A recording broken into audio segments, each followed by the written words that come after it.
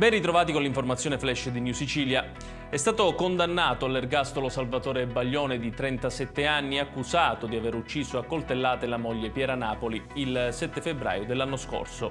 La sentenza è arrivata dalla Corte d'Assise di Palermo presieduta da Sergio Gulotta. La decisione dei giudici è arrivata dopo 4 ore di Camera di Consiglio. La famiglia della donna si è costituita parte civile assistita dagli avvocati Massimiliano Ficarra, Francesca Legnazzi e Silvana Terrasi.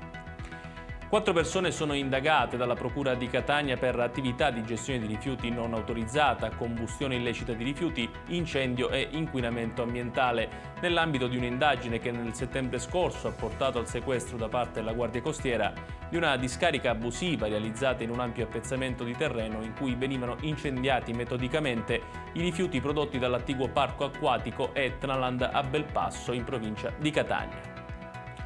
Nell'ambito delle attività connesse al contrasto dell'immigrazione clandestina, gli operatori della squadra mobile della Questura di Trapani hanno arrestato 7 cittadini stranieri, in particolare i migranti tutti di nazionalità tunisina, alcuni rintracciati e soccorsi al largo delle coste trapanesi, erano tutti destinatari di divieti di reingresso. Uno dei 7 migranti è stato arrestato in esecuzione di un ordine di carcerazione emesso a seguito della condanna per il delitto di resistenza a pubblico ufficiale.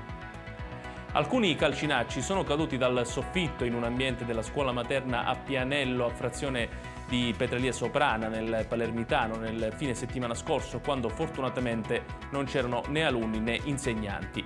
Oggi il plesso è chiuso e entro la prossima settimana le sezioni saranno nuovamente operative in accordo con il dirigente scolastico nella vicina scuola elementare.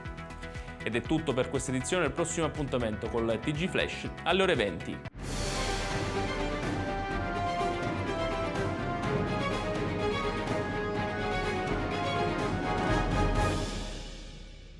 Procar, centro assistenza autorizzato BMW e Mini, adesso anche BMW Motorrad, via George Marshall 7, Mister Bianco, Catania.